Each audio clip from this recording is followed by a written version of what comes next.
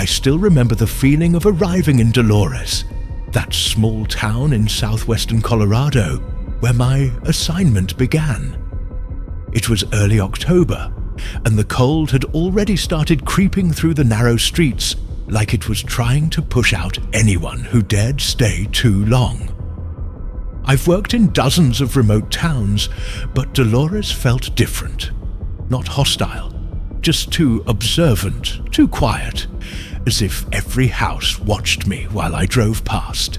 The US Forest Service vehicle rolled slowly along Highway 145, the mountains rising in the distance like dark walls. But among them, one stood out, Ashford Peak. Tall, jagged, covered in vegetation that looked more dead than alive. Even from miles away, that mountain twisted my stomach into a knot. I didn't believe in intuition, but that feeling came from somewhere deeper. When I stopped at the town's small gas station, I noticed the attendant avoided eye contact. He only pointed with his chin when I asked for directions to the temporary administrative office. There was a heaviness in the air, a shared discomfort, like everyone already knew why I had come and preferred not to talk about it. The Forest Service's temporary base was a modest wooden building near the Dolores River. Inside, I met Grant Fletcher, the local supervisor, a man in his late 50s with a white beard and eyes far too tired for someone working in a region supposedly free of major incidents. He handed me a weak cup of coffee and asked me to sit before I had even spoken. The first thing he told me still echoes in my mind. "You shouldn't have come alone." Fletcher explained, without softening anything, that over the past 4 months, 3 groups of campers had vanished near Ashford Peak. 2 search teams were deployed. 1 never completed its assigned route. No bodies were found, no belongings, nothing. Everything disappeared there. Not just people, but traces, signs, evidence. It was as if the mountain erased its own footprints. He handed me an old map, far older than any modern Forest Service material. The yellowed paper showed routes that no longer existed, areas marked with symbols I didn't recognize. And near the north ridge of Ashford Peak, a handwritten note, barely legible. Not after sunset. I asked who wrote it, but Fletcher broke eye contact and changed the subject. He gave me coordinates to start my investigation, but hesitated the entire time. When I finally stood to leave, he took a deep breath, like he was about to break some personal vow. Then he said, "If you hear it, don't answer." Before I could ask what he meant, he was already turning away, ending the conversation abruptly. It looked like he regretted speaking at all. When I stepped outside, I noticed the wind had completely stopped. Storefront flags hung motionless, as if painted into the sky. And in that strange pause, the kind the world takes when it's holding its breath, I looked back at Ashford Peak. The mountain stood there tall, silent, and for the first time, I had the clear sensation that it was looking back. I didn't believe in superstition. I trusted data, maps, environmental analysis. But in that moment, while packing my gear and leaving Dolores behind, I realized that for the first time in my career, I was heading into a place where none of what I knew would matter. And even though I couldn't explain why, I felt the mountain already knew my name. The trail leading up Ashford Peak felt wrong from the moment I stepped onto it. Not dangerous, just unnaturally quiet. Forests are never silent. Even in the cold, even at high elevations, there's always something alive out there. But on that first ascent, all I heard was the crunch of my own boots on the dry soil. My equipment read normal temperatures, normal humidity, normal wind levels. My senses told me the opposite. As I climbed toward the area marked on Fletcher's map, the trees grew denser, leaning toward the path, as if trying to block my way. Their branches twisted downward, some of them split open with old scars I couldn't identify. It felt like walking through a tunnel carved by something that didn't want sunlight reaching the ground. The temperature dropped sharply, far below what my instruments predicted. My breath fogged instantly, and then came the silence, deeper than anything I'd experienced before. It was as though the forest held its breath the moment darkness fell. I prepared a small fire, but even the flame seemed muted, its crackling softer, its light swallowed by the shadows around the clearing. I tried to radio the base in Dolores for a check-in, but the signal was already degrading, breaking into static despite the early hour. The night had only just begun. Around midnight I woke abruptly, though I couldn't recall falling asleep. My fire was still burning, unchanged, as if time hadn't moved at all. I listened carefully for what had woken me, but there was nothing, not even the faint rustle of branches. That's when I realized something was missing. My breathing. I could see the fog of my exhalations, but I couldn't hear it. No inhale, no exhale, just silence, as though the air refused to carry the sound. I sat completely still, more curious than afraid at first. But the longer I listened to that unnatural void, the more a pressure built behind my ears. A subtle vibration, like the air was tightening around me. Then I felt it, a faint movement in the ground beneath my sleeping bag, like a soft tremor, not from the earth shifting, but from something crawling underneath it. It traveled slowly, deliberately, circling the clearing. I held the flashlight in my hand, too afraid to turn it on. Some instinct, primitive and absolute, told me the darkness wanted to stay untouched. The movement stopped directly behind me. Nothing pressed against the tent. Nothing touched the fabric.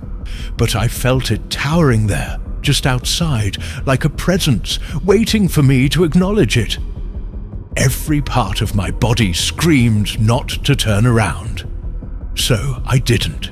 I remained frozen until dawn, when the first thin beam of sunlight finally cut through the clearing. And in that moment, only then, the sounds of the forest returned all at once, crashing into my ears so violently that I staggered. Birds, wind, branches, my own breathing, all of it, as if someone had flipped a switch. But the worst part wasn't the silence or the movement underground. It was what I found just a few feet from my tent when I finally stood up. 3 long, perfectly straight indentations in the soil. Parallel, deep, fresh. The same marks Fletcher told me not to look for. That was my first night on Ashford Peak. And it was the first time I felt, truly felt, that the mountain wasn't empty. It was waiting. The farther I moved from the clearing that morning, the more the forest changed. At first, it was subtle. Branches angled in odd directions. Trunks bent at degrees that didn't match the natural growth patterns of trees exposed to snow or wind. I photographed everything, telling myself I'd analyze it later. But deep down, I understood I was documenting something that no environmental study would ever explain. As I advanced, the trail narrowed until it felt less like a path and more like a corridor. The trees leaned inward from both sides, forming an archway so precise it looked intentional. Their bark was dry and pale, marked by long, shallow grooves. Grooves that reminded me too much of the 3 lines I had seen beside my tent. I paused to examine one of the trunks. The grooves followed no natural pattern. They were equidistant, unnervingly straight, and cut into the bark with a consistency impossible for weather or animals. Running my fingers over them made my skin crawl. They were warm, almost pulsing, as if the tree itself was reacting to my touch. Further ahead, the forest grew even stranger. Entire clusters of trees were tilted toward the ground, bent in the same direction, as though bowing towards something deeper in the mountain. Some were young, flexible pines. Others were old, thick trunks that should have snapped under that kind of pressure, but none had. They were intact, curved, obedient to a force I could not name. Around midday, the wind finally returned, but it didn't behave like wind. It moved in waves, rhythmic and slow, brushing past me in intervals. Each gust carried a faint metallic smell, the same scent I had noticed when first approaching Ashford Peak. My compass twitched, unable to settle, spinning lightly as if the mountain itself were breathing. I swallowed the rising panic and pressed on. I needed to reach the North Ridge before dusk. That was the plan. That was the rule. But the deeper I walked, the more the forest seemed to shift around me. Paths narrowed and widened inconsistently. Fallen logs that weren't there minutes earlier appeared behind me when I looked back. The visual landscape didn't change drastically, but the feeling of direction did, like the mountain was tilting beneath my feet. At roughly 2 in the afternoon, I turned a corner and stopped cold. A massive tree, at least 30 feet tall, stood completely horizontal, suspended in the air, its trunk arched in a perfect bow without touching the ground. Its roots were still buried, its branches still alive, needles vibrant and green, but the trunk bent impossibly downward in a smooth, graceful arc that defied every law of physics. No break, no fracture, just a perfect, unnatural curve. I stared at it for a long time, my breath shallow. Every instinct begged me to leave, to turn around, to forget the mission. But responsibility pulled me forward. Responsibility and something else. A pressure I felt in my chest, subtle yet insistent, like the mountain had placed a hand on me and was guiding me deeper into its hollow. As I moved past the massive bowed tree, the forest returned to silence. Not natural silence, but that same suffocating stillness from the previous night. The air thickened. Each step felt heavier. And then came the realization that chilled me more than anything I had seen so far.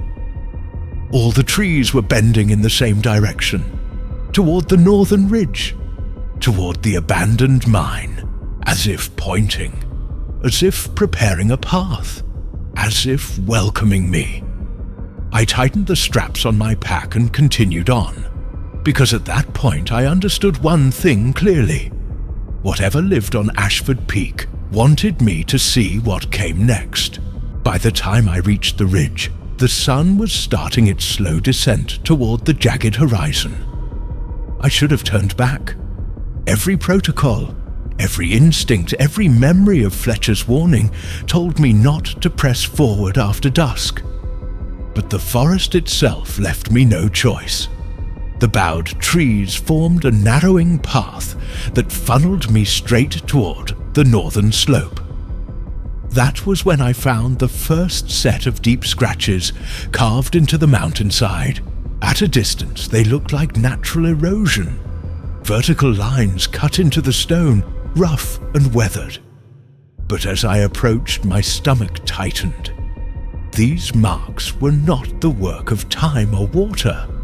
They were intentional, deliberate, carved with a precision that made the rock shimmer faintly where the sunlight struck. 3 lines, perfectly parallel, each one more than 6 feet long, The stone around them wasn't cracked or chipped.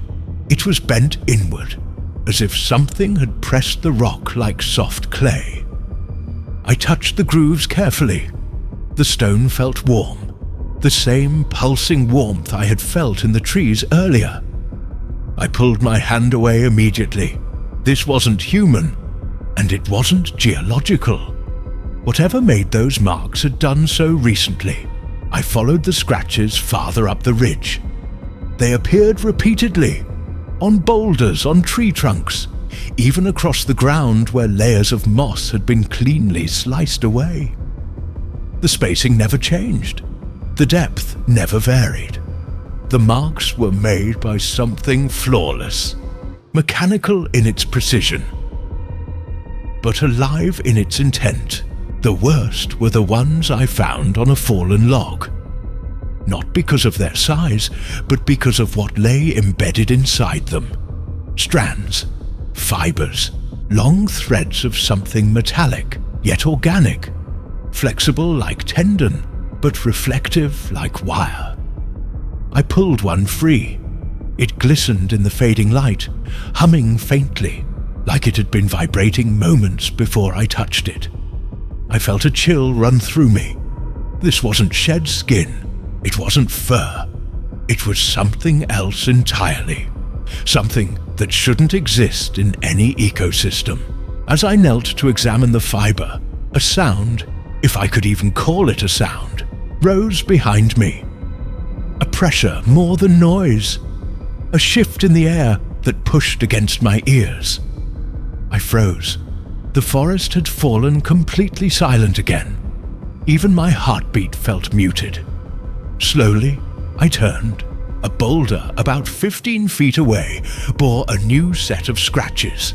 Freshly carved, the stone powder still drifting off them. They hadn't been there moments before. Something had made them while my back was turned. My flashlight shook in my hand. The forest around me seemed to tighten, shadows deepening, branches curling slightly, as if reacting to my presence, or reacting to whatever else was near. I stepped backward, careful not to break the unnatural silence. The ridge ahead led directly to the entrance of the abandoned mine. I could see the faint outline of its collapsed structure between the trees, dark and yawning like a wound in the earth. The scratches pointed straight toward it, every single one. Whatever had carved those lines wasn't trying to warn me. It was guiding me, inviting me. And for reasons I couldn't understand, something inside me, something deeper than curiosity, pulled me towards that open throat of stone. I wasn't alone on Ashford Peak, and now it wanted me closer. I reached the perimeter of the abandoned mine just as the sun dipped behind the western ridge.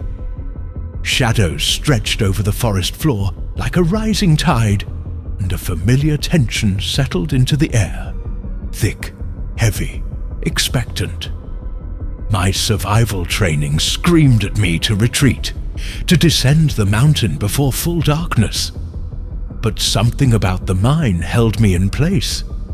A gravity that felt less like curiosity and more like compulsion. The structure itself was barely standing. A collapsed wooden frame formed a crooked arch over the entrance, its beams eaten away by decades of weather. Broken rails protruded from the ground, half buried under layers of dead leaves and red dust. Everything about it suggested abandonment, decay, and danger. Yet nothing about it felt dead. As I stepped closer, I noticed something unsettling. The air near the entrance vibrated faintly, like the low hum of machinery buried deep underground. But there was no echo, no resonance, just a pressure, a vibration absorbed instantly by the mountain itself. My breath fogged in front of me, though the temperature on my instrument hadn't dropped. That was the moment the forest went silent again. But this silence was different. It didn't come gradually. It didn't fade in. It slammed into the world all at once, like a door being shut on every sound at the same exact second. My ears rang from the sudden absence, even the internal noises of my own body. My heartbeat, my breathing, the rustle of my clothes felt distant, hollow, wrong. The silent hour. That's what I call it now.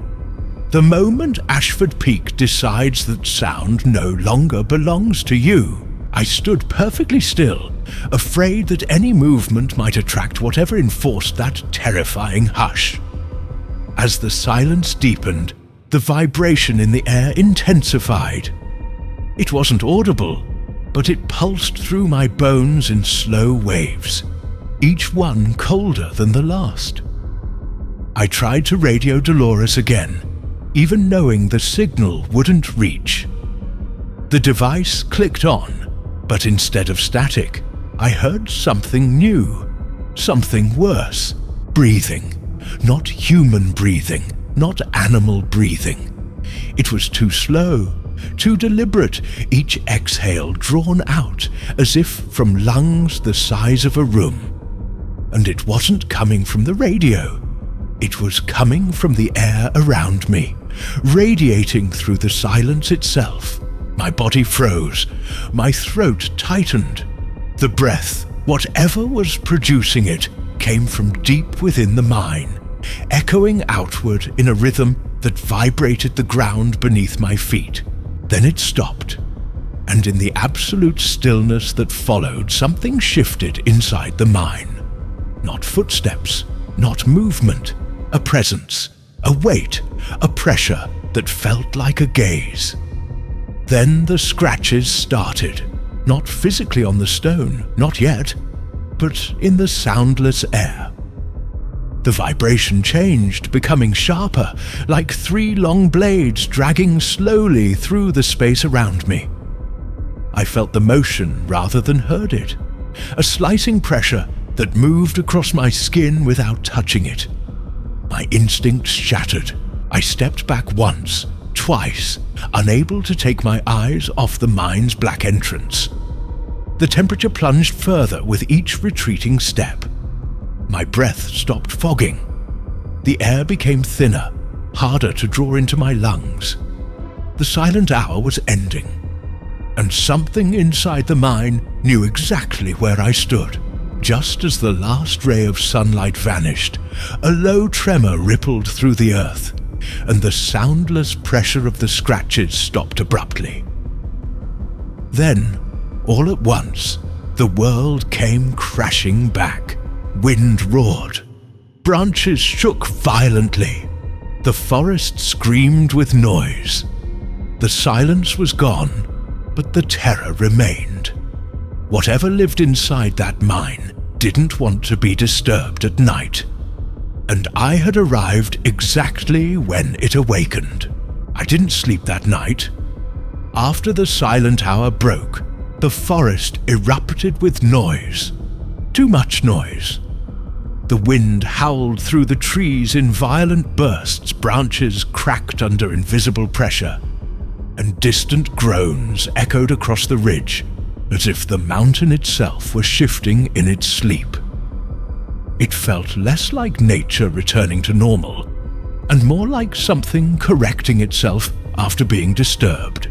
I retreated from the mine entrance, but didn't descend the mountain. A strange logic guided me. Whatever waited inside that mine did not want me near it in the dark.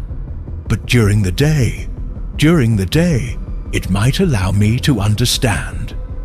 So I waited, standing, pacing, trying to calm the trembling in my hands, until dawn washed the sky with a pale, reluctant light. That was when I saw them. A trail leading away from the mine. Not footprints, nothing so recognizable, but impressions in the ground unlike anything I had encountered in the field. 3 lines, always 3. Side by side, parallel, as though something moved by dragging or pressing itself forward in perfect symmetry. The tracks were deep, much deeper than those I had found near my tent. Whatever made them was heavy, abnormally so. But the strangest thing wasn't their depth, it was their spacing. Each line was spaced exactly the same distance apart, across every impression, every turn, every uneven patch of ground. No animal, no machine, no natural force could produce marks so consistent. The trail did not wander. It did not hesitate. It moved with purpose. I knelt beside one of the impressions, brushing away the thin layer of red dust. At the bottom of the grooves, the soil was compacted and fused, almost glazed, as though heated from the inside. A faint metallic smell rose from it, much stronger than before. The mountain exhaled that scent. I was sure of it now. As I followed the tracks deeper into the forest, the trees grew stranger. Not just bowed, but twisted, spiraling upward, as though trying to escape something crawling beneath their roots. Their bark looked strained, stretched, as if their growth had been forced into unnatural patterns. Each trunk I passed seemed to lean slightly toward me, as if listening. Half an hour into my trek, I reached a clearing the map didn't show. A circular depression in the earth about 20 feet wide. The ground inside was smooth, too smooth. The soil had been compressed into a flawless concave bowl. The trail led directly into the center of the circle and stopped. Whatever had made the tracks ended here. I crouched, examining the concave surface. The soil reflected light faintly, like dull metal. At the very center, the three indentations converged, merging into a deep, single point, as if the creature or entity had paused here, focusing its weight in one perfect position. The air felt wrong, dense, charged. My compass spun in lazy circles. My radio buzzed with bursts of static that formed no pattern, but almost resembled whispering.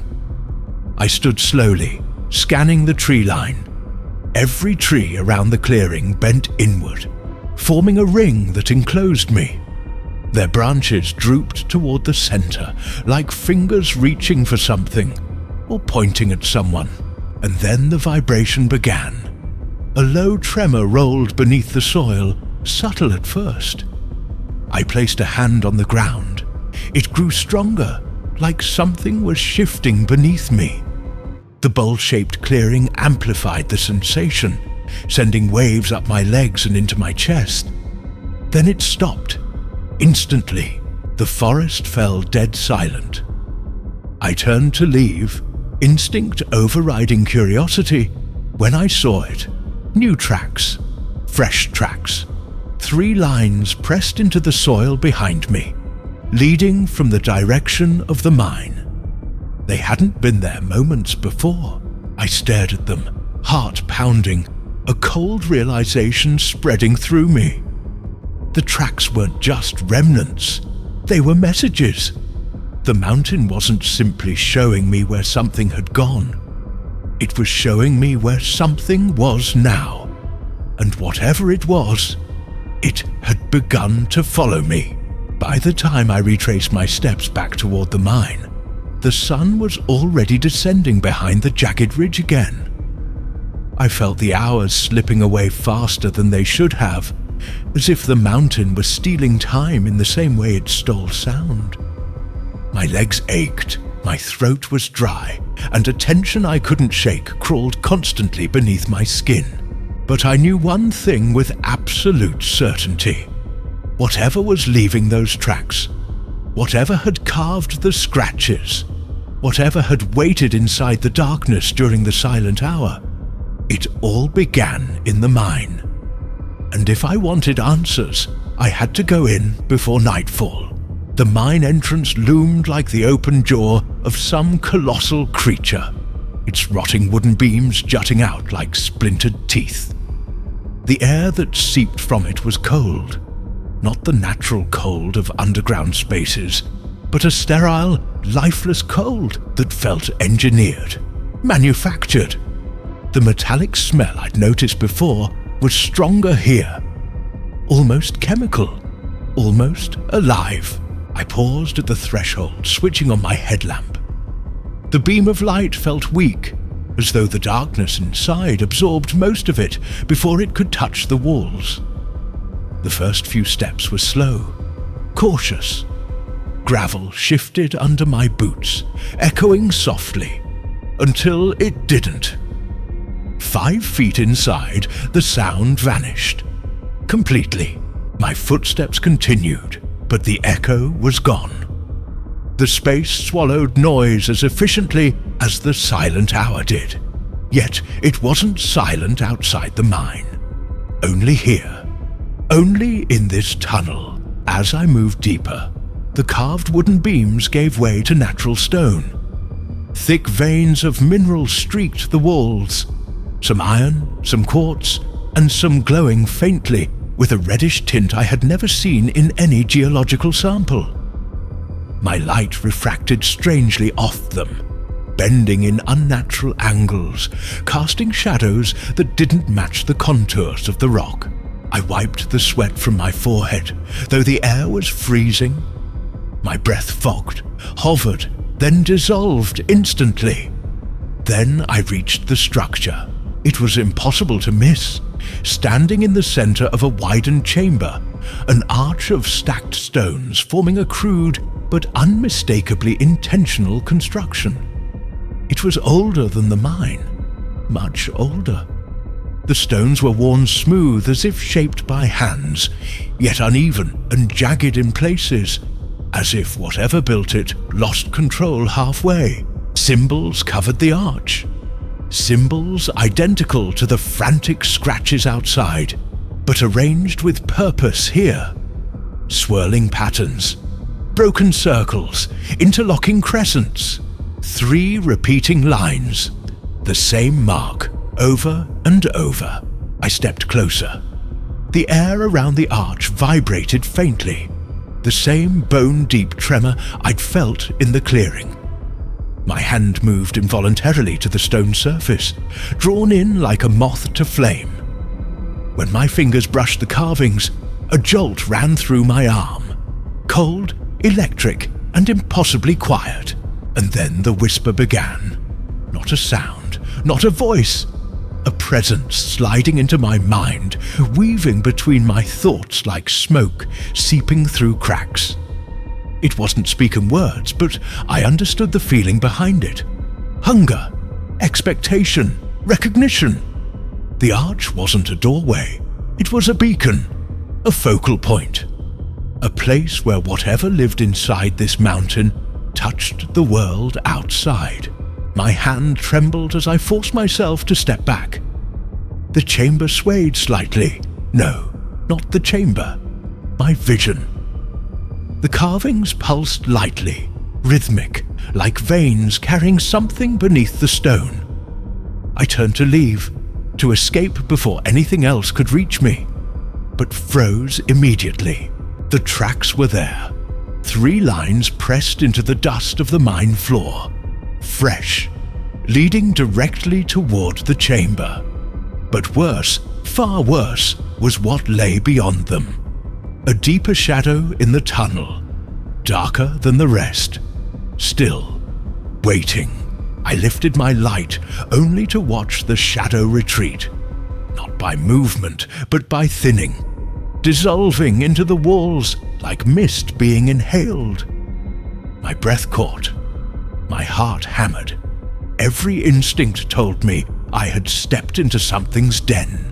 Something that recognized me the moment I crossed the threshold. I stumbled backward toward the exit, but the tremor in the air followed me the whole way. The mountain wasn't just alive, it was awake. And I had finally gone deep enough for it to notice. I stumbled out of the mine with my pulse pounding so hard it felt like a physical force in my chest. The cold, metallic air clung to my clothes as though the darkness inside had followed me out. The sky outside had dimmed to a dull blue. Twilight, the last safe barrier before the silent hour began again. My instincts screamed at me to get as far from the mine as possible before nightfall. But my body refused to move quickly. Every step felt heavy, as though the mountain resisted my escape. The air thickened with a tension I could feel but not describe. Even the trees seemed to lean closer, listening, waiting. Halfway down the slope, I stopped to catch my breath, and that was when I heard it. A whisper, soft, close, directly behind me. It wasn't a sound made by air or voice. It was too thin, too precise, sliding into the space between my thoughts like something small and sharp threading through fabric. I froze.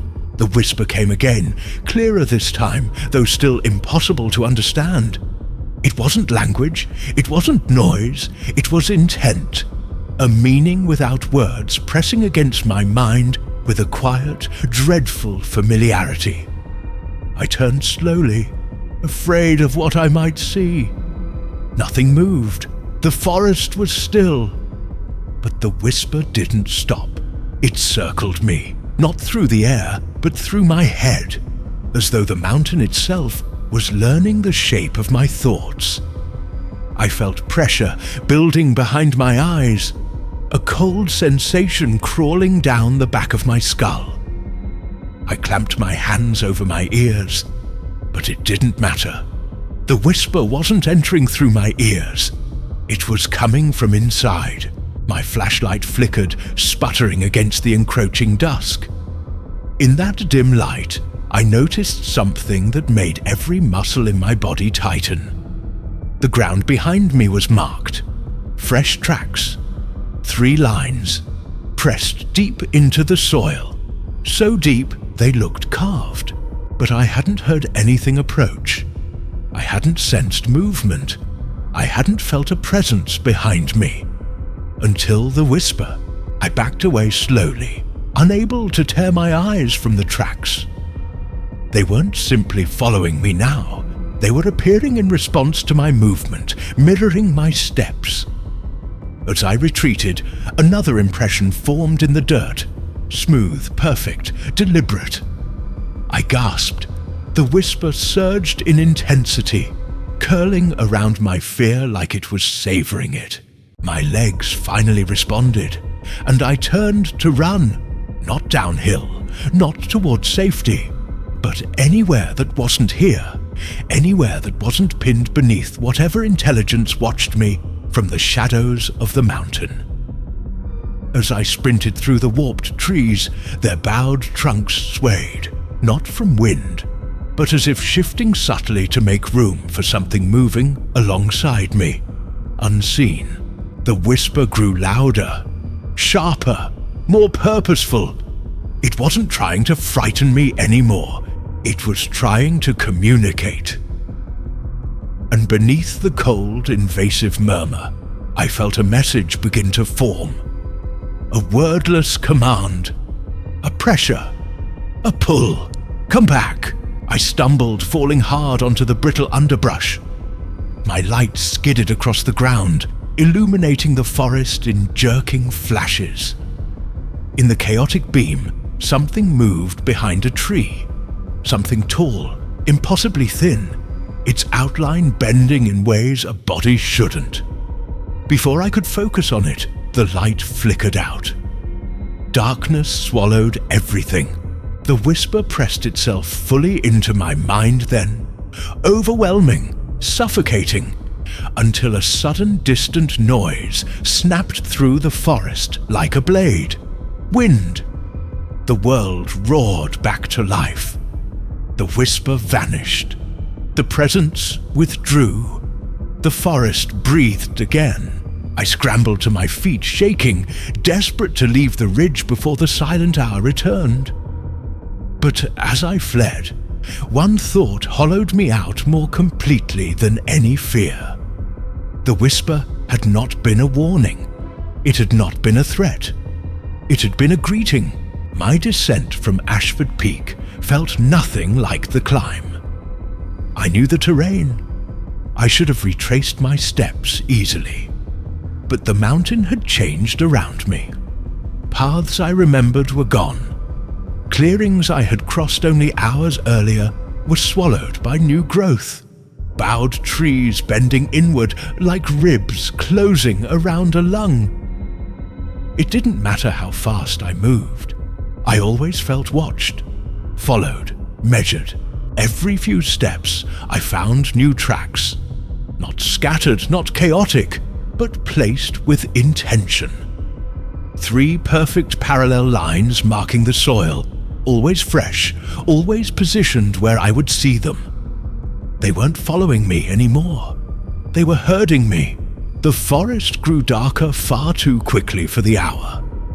My watch insisted I still had time before the silent hour, but the mountain contradicted it. The air thickened, sound began to thin, and the metallic smell, usually faint, now hung heavy enough to sting my throat. Then the wind died, instantly. The silence tightened around me like a net. No, not yet. Too early. I increased my pace, lungs burning as I forced my way downhill. The trees creaked, slow bending motions that sounded less like wood and more like joints adjusting. Branches shifted above me, creating shapes I refused to interpret. My radio crackled suddenly, an explosion of static in the suffocating quiet.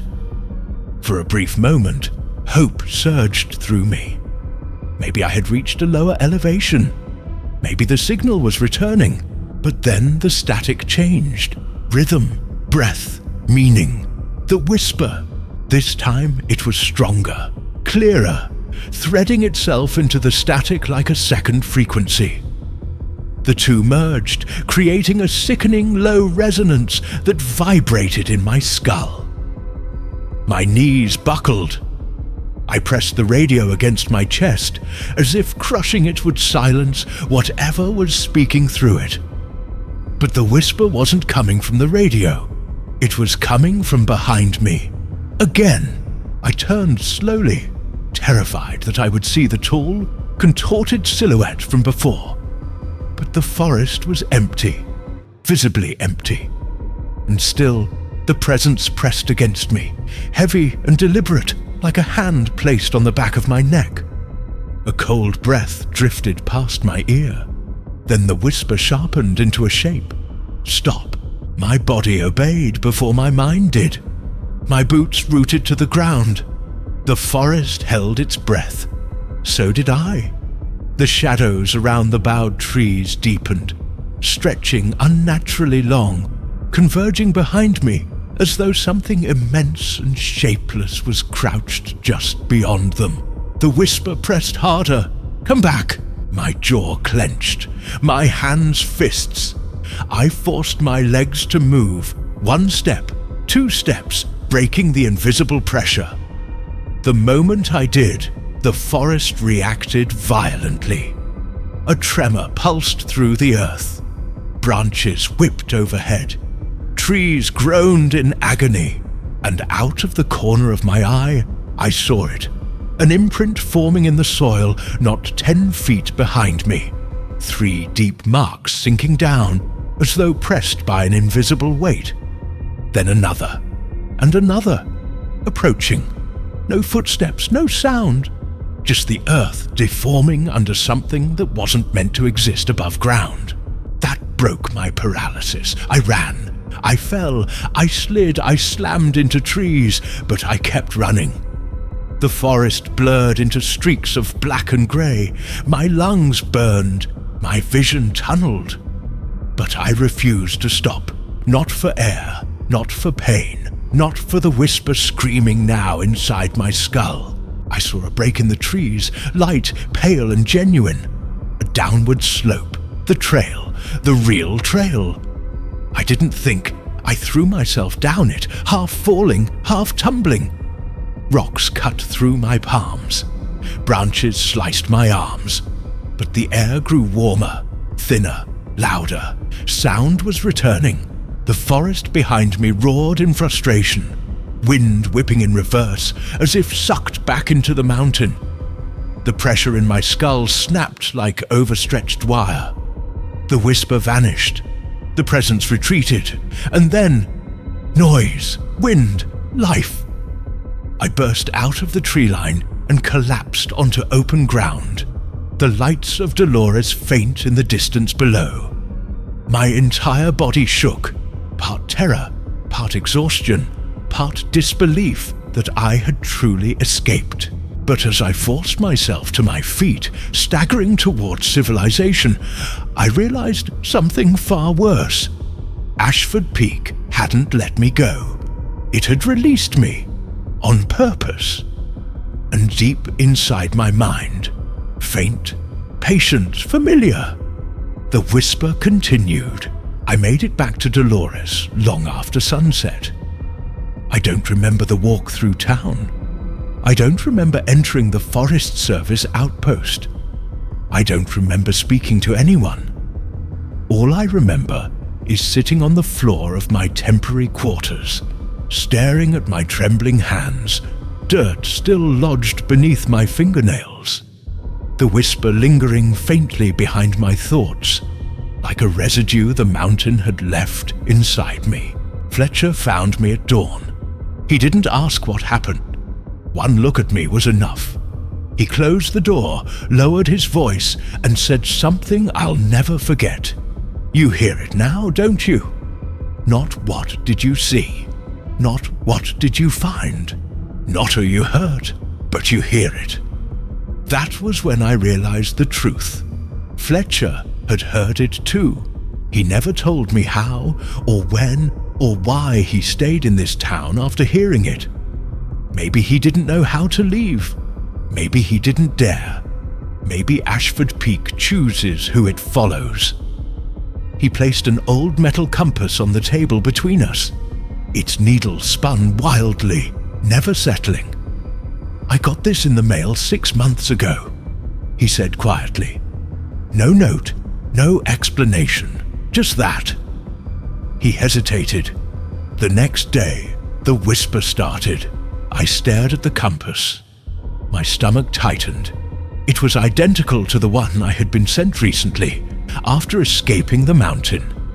The whisper inside my head shifted then, barely noticeable, but unmistakably intentional, like a breath drawn closer, like something leaning in.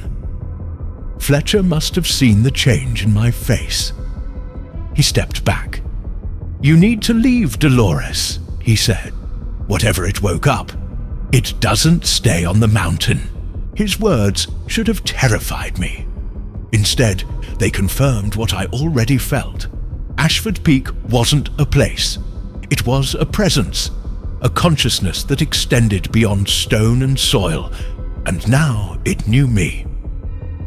That afternoon, I packed my gear and left the town without looking back, the compass in my pocket spinning steadily like a pulse. For a few days, the whisper faded, never fully gone, but softer, like it was conserving its strength. I convinced myself that distance would weaken it permanently. I was wrong. I realized that a week after returning home, when the package arrived on my doorstep, small, unmarked, no return address. My breath stalled as I opened it. Inside was red dust, the same metallic powder I had brushed off the mine floor, and beneath it, pressed flat against the bottom of the box, 3 parallel marks, carved perfectly into the cardboard. Fresh. Before I could react, the lights in my house flickered. The air grew colder. The edges of my vision blurred slightly, like the room was being swallowed by a slow, creeping shadow. Then I heard it, not in my mind, not in memory, but behind me.